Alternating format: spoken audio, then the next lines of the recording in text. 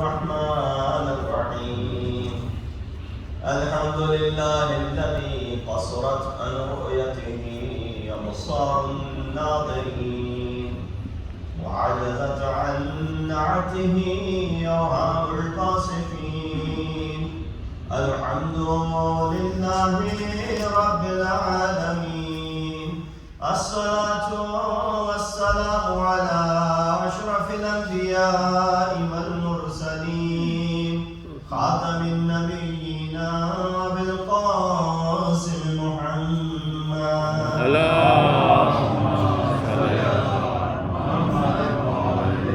أهل بيته الطيبين الطاهرين المعصومين الذين ذهب الله عنهم الرجس وطهرهم تطهيرا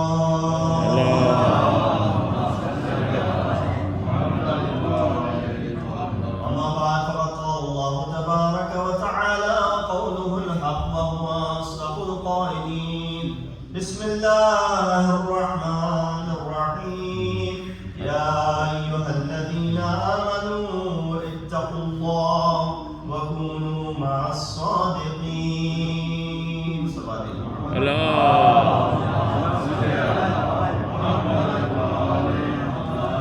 Assalamu alaikum wa rahmatullahi wa barakatuh.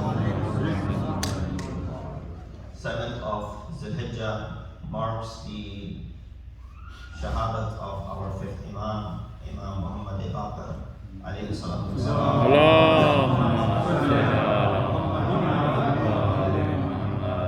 And every year in these ayyam, these two families hold the Isal Thawab Majlis for their marhumeen.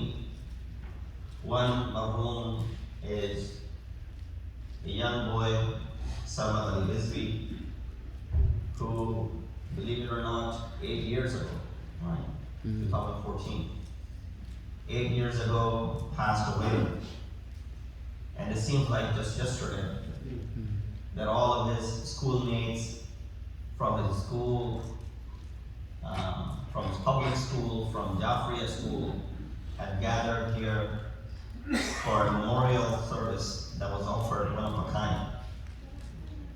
Indeed, a great loss for community, a bright young man who was coming about on the horizon, studying Jafriya school, going through his public school, and a lot to promise and give to the community, but unfortunate incident that took his life. But this is where, before I get into the discussion about fifth Imam, just a moment for us to ponder. All of the youngsters sitting over here, sister side and brother side. Many of you are probably around the age what Salman was. He was in high school. If you're not in high school, you're probably going to be in high school in a couple of years. And when you look at life and the unexpected nature of life, that while that is not the age of someone's departure, someone who leaves at an old age, it's understandable. People, a person will still cry for the demise of his 90-year-old father, 85-year-old mother. Still, a person will cry. But that crying is primarily because of the detachment from this loved one whom you were with for 60 years, for example. But to have a young man, young child, young brother or sister die like this, just imagine how difficult it is for parents. They're not ready for this. How can a father or a mother be prepared to bury their 15, 16-year-old? There's nothing that you can say and do to bring solace to their heart. There's nothing you can do to the bereaved family that would make them, satisfied or content with the loss that they have suffered, even after 8 years, right? Even after 8 years.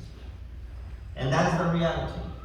If it wasn't for the examples of the masayib of the likes of Ali Akbar. If it wasn't for the masayib of the likes of Qasim ibn Hassan, these families would not have anything to move on to. They would not be able to cope with this tragedy.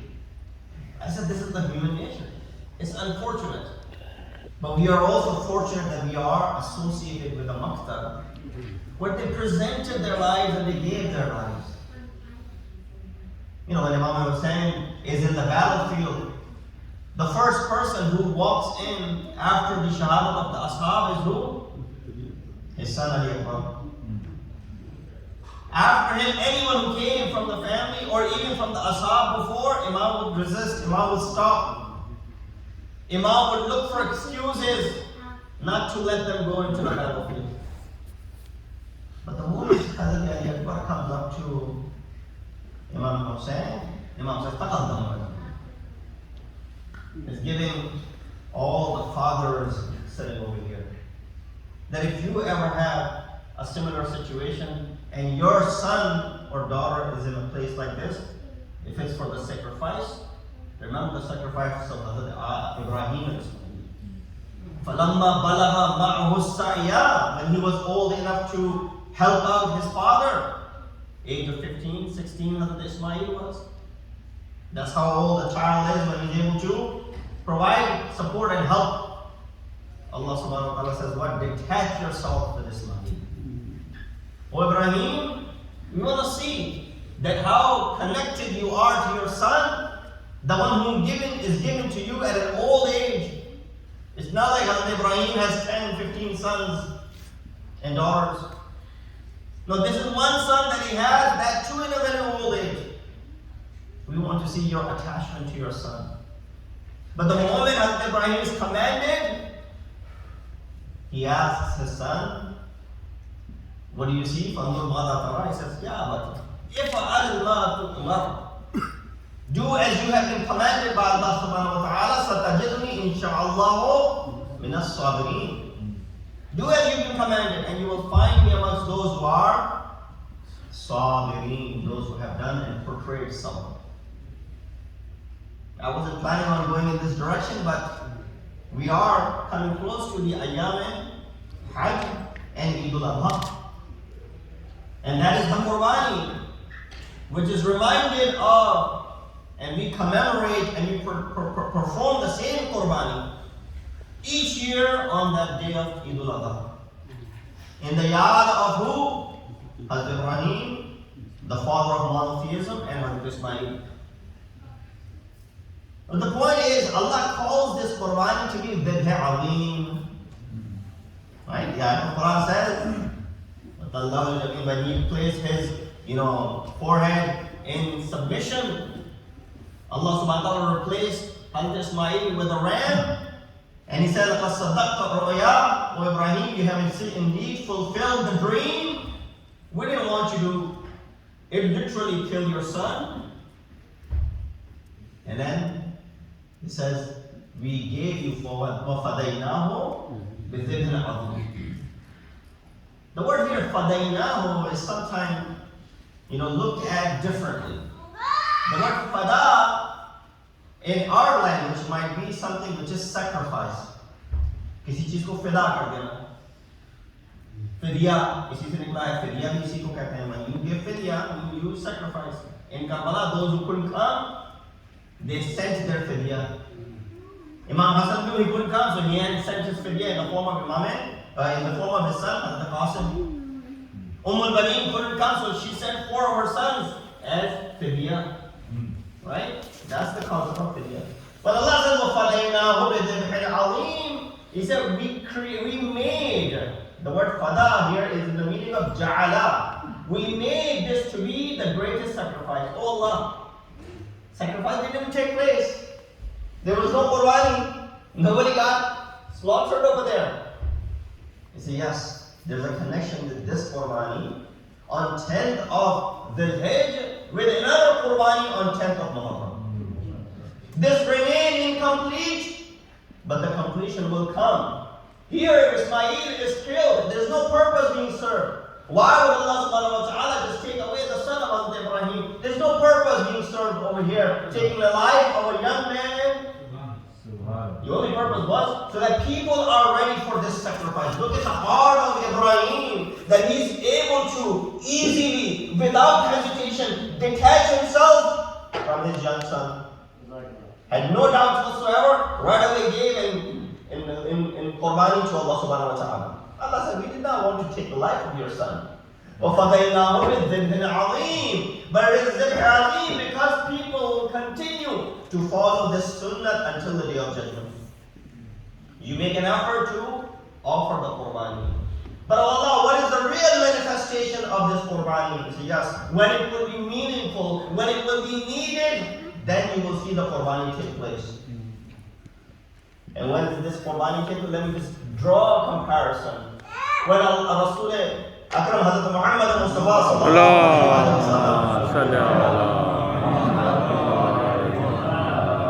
Rasulullah had already predicted the shadat of Imam Hussein. Hazrat Ibrahim asks his son, because Rasulullah is the father of Imam Hussein. He said, Ibni, he called him to be his own son. Over there, Ibrahim calls Ismail to be his son. Hazrat Ibrahim does what? He asks his son, what do you see? He said, do as you've been commanded, you'll find me amongst those who have sabr. My question, one of the titles of our fifth Imam is also sabr. When do you do sabr? You portray sabr in front of a calamity. When you're facing a musibat, like when the young man, Sarwat, passed away, you all went up to the family and said, may Allah give you sabr to cope with this difficult time. Right? May Allah give you sabr to face this difficulty. Sabr is required at that time. So there was a musibat. What are you told to do in front of a musibat? Sabr. And then look at the Qurbani which took place, which completed the Dhul Azim on the day of Ashur, the night of Ashur. Imam's famous khutbah, I've recited it many times in front of you, where he praises Allah subhanahu wa ta'ala, Allahumma inni Allahumma akramtana bil nubuwah. O Allah, we praise you that you have bestowed us with nubuwah, wa faqahtana fid deen, wa 'allamtana al-Qur'an, wa ja'alta lana asma'an wa absaran wa af'ida. O Allah, you did all this for us. Gave us nubuwwat, taught us Quran, gave us ability to ponder in religion, gave us eyes, ears, and heart. فَجَعَلْنَا مِنَ الشَّاكِرِينَ. Allah, make amongst those who are shakir. My question, when do you do shukr? In front of, say, ni'mat. Shukr kab karta hai insan? Jab koi ni'mat samne aati hai. When you're facing a ni'mat, when you're bestowed with someone comes to you and does something for you, and you receive this ni'mat, or when you receive a ni'mat of awlad from Allah subhanahu wa ta'ala, you do shukr Allah. So in front of a ni'mat, you do shukr. In front of a musibat, you do sabr. Hazrat Ismail, whose shahadat or whose demise does not happen by that knife of Hazrat Ibrahim, considered that Dhul Azim to be a musibat, although he was not killed. Imam Hussein, who knows that he will be martyred tomorrow, considers the shahada to be a ni'mat from Allah subhanahu wa ta'ala. Subhanallah. Allah.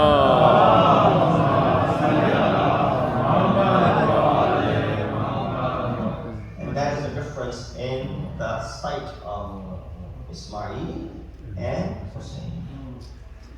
But Imam Hussein has to cope with something difficult, more difficult. Usually, it's the son who's on the receiving end of the wasaya from the father. I will share some of the wasiyat of our fifth Imam towards the end. It is usually the son who receives the wasiyat from the father. That is how things work normally. The fathers usually do not outlive their children. But it's the other way around in Karbala. That Imam Hussein is the one receiving the wasiyah from Ali. Right? They didn't have enough time. I might not have time to get into the Messiah, of Hazrat Ali, but towards the end, that's why I'm bringing this tazkirah, because it's related. It's a young man who passed away. Even after 8 years, mother still needs comfort by hearing the Masjid of Ahl-e-Bait. Even after 8 years. There's no other way of putting it. Imam Hussein sends his son to the battle, and then keeps telling his son, "Oh my son, keep looking back. Mawla, why keep looking back? You don't realize it. When you will be Sahib Allah, you will understand that." Imam sends his son. He goes to the battlefield, and after performing the jihad, he comes back. How lucky is Hussein that his son has come back. But how unlucky is Hussein that the demand of the son is what? "Oh Baba, thirst is good. If you could provide some water. Thirst is good." Imam Hussein gives his ring at the last. "Put this in your mouth, and this will serve a little bit. Inshallah, you will be provided by Saqi." Ali Akbar goes back next. Performs the jihad, and when he finished performing the jihad, this is where he was surrounded. He calls upon, when he falls to the ground, he calls upon his father, not calling him for help, but rather he says, "Assalamu alaikum, ya Fatah." Salam be upon you, O my father. It's a tragedy, brother. I'll repeat this word again. Marhum Mirza Athar Sahab used to read this Masjid, and I vividly remember this Masjid. He recited the same Masjid at the soil majlis of my brother Shahid in 2003. And when he recited this musibah of Hazrat Ali, he said something very strange that I can't forget. He said, while in some cultures 9th of Muharram, in some cultures 7th of Muharram, you hear the Masjid of Hazrat Ali. He said the musibat of Ali Akbar is so grave that even if a non-Muslim was to hear the musibat of Ali Akbar, he will cry. He's a young man, 18-year-old, going, and then the method of him being martyred and how his father approaches him, comes to his rescue, but to only find that the son is breathing last few of his breaths and then holding on to his chest as if there was something in it. Tragic. If you recite this to even a non-Muslim, they will weep and cry because of such tragedy. One, because a young man, and there's an old father who's sitting at the body of the young. That itself is enough for anyone to cry. He said, wow, this is such a great musibah that every human being will cry.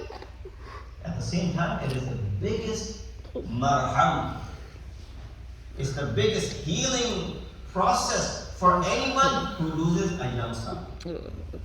जिसका भी young जवान बेटा मर जाए, उसके लिए इससे बढ़ के कोई और मरहम नहीं हो सकता. Nothing could serve as a heal for that man, that person, that mother who loses their young son. Why? Because Messiah have that dual purpose. One, it brings musibah and it breaks your heart. Second, it provides that solace and comfort that if Hussein went through such tragedy, why can't I go through similar tragedy?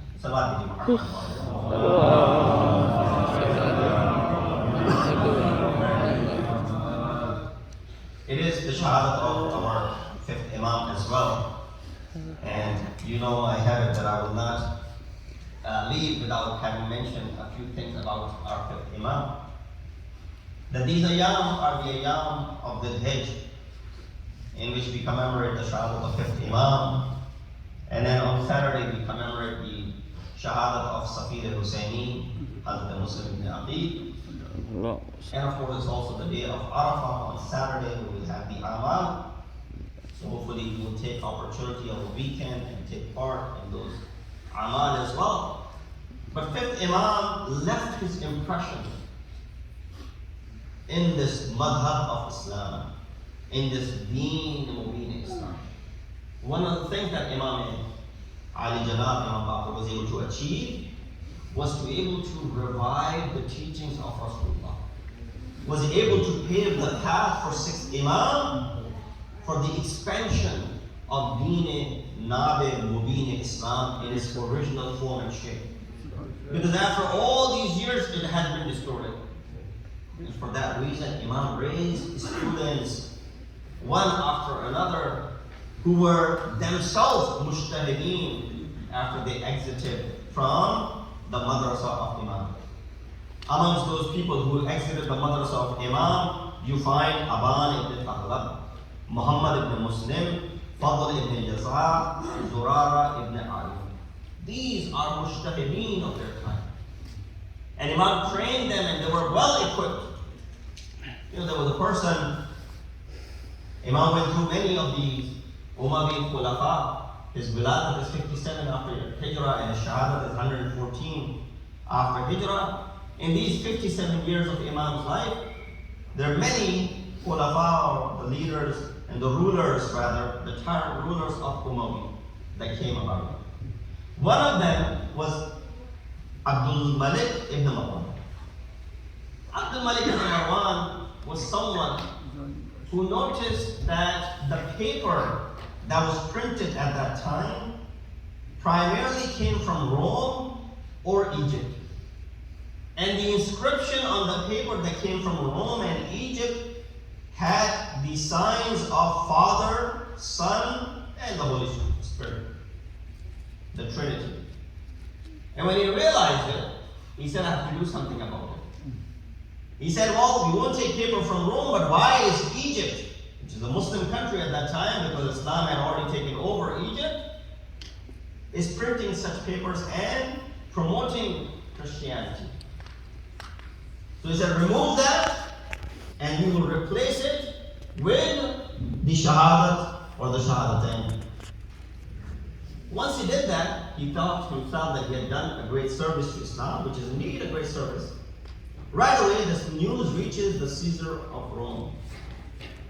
He sends some gifts to Abdul Malik ibn Marwan. Along with the gift, he requested him that he should revert back to the original paper. Abdul Malik ibn Marwan did not reply. He wrote him again saying, you disregarded my first, this is twice as many gifts and the same demand. He declined. The third time, Caesar wrote to him that, okay, you're not willing to respond to that. What I'm going to do is I'm going to go ahead and mint the coins that were used all around the world at that time, especially in the Arabia and Europe at that time. And I would print on it that which would be a curse towards your prophet. And this will, of course, be used as a currency all around. Let's see what we're going to do about that. Now, this is the point where he was easily not responding, but now he's got to respond. So he gathers all the ulama and the scholars what to do. How should we stop him from doing such a thing? Because these are the same coins which are used all over.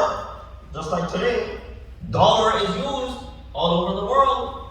You go to any part of the world, you use dollar, and trade is used. Now imagine if dollar carried something which was derogatory towards your prophet. You stuck with trading in dollar, but there's something which is derogatory on it towards your prophet. What do you do about it? Nothing you can do about it. So this is where all the time when these Umayyad and the Abbasi rulers ran into some sort of trouble, they would reach out to the maktab of Ahl-e-Bait and the dar of Ahl-e-Bait. So he called upon Imam Baqir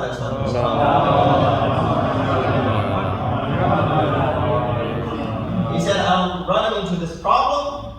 It all started with the paper. Now it had reached through the coins. What should I do to get rid of this? Imam said, very easy. You go ahead and mint your own coins here. And on one side you write La ilaha illallah, and on the other side you write Muhammad Rasulullah, and you use that coin throughout the Islamic world, and you say no to the coins that are coming from outside. With that, you will not be in need of the coins from Europe, and you will be trading in your own currency, and your economy will go up because of that. With one example, Imam ﷺ gave najat from the Western currency to the Muslim Ummah, and also make sure that the coin that goes has the name of Allah and His Rasul on it as well.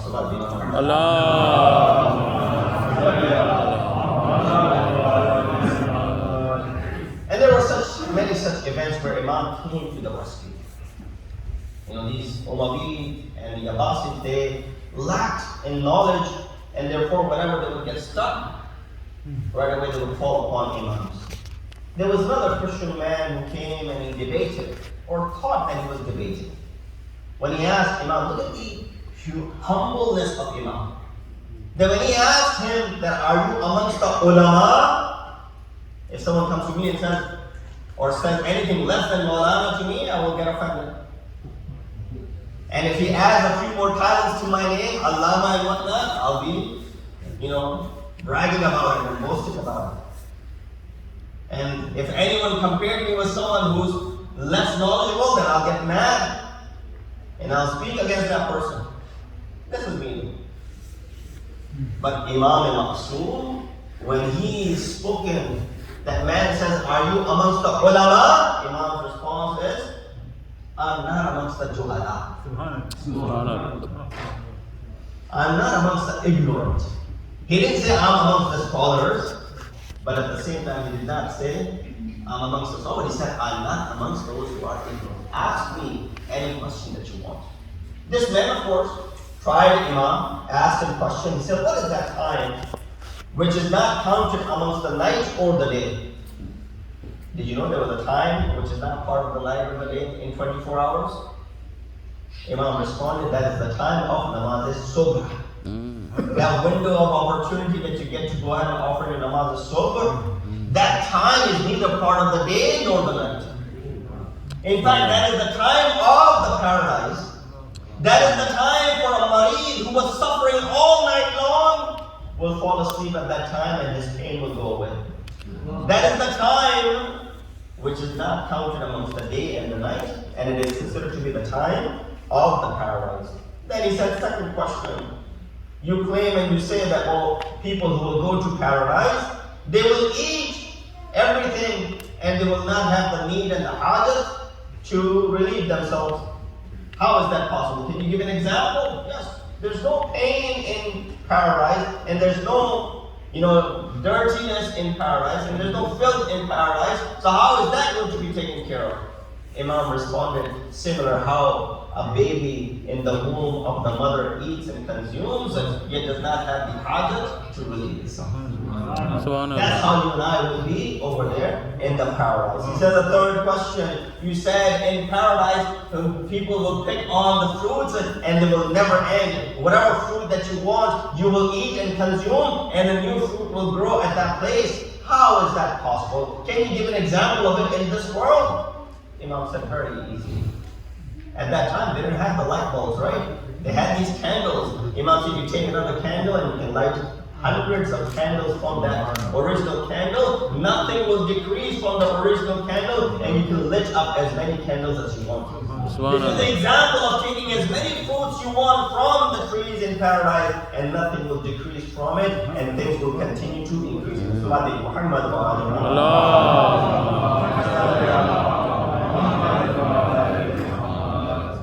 Last question was regarding the two brothers who were born twins, but at the time of their wafat, one was 50 and the other one was 150 years old. Imam responded by saying Surah Baqarah 259 talks about Hazrat Uzair, who and his brother Uzur, they were born at the same time, but Hazrat Uzair, when he asked that question from Allah subhanahu wa ta'ala in Surah Baqarah 259, Allah subhanahu wa ta'ala made him die for 100 years, and then when he raised him back, after 100 years, he lived for 20 more years with his brother. At the time of the wafat of both, Uzair was 50, and his brother was 150 years old. That Christian man left from that gathering at that moment, after having asked all these questions in front of the people, and then later that night came back, and he embraced Islam, and he said, Allah knows where to place his rasadat.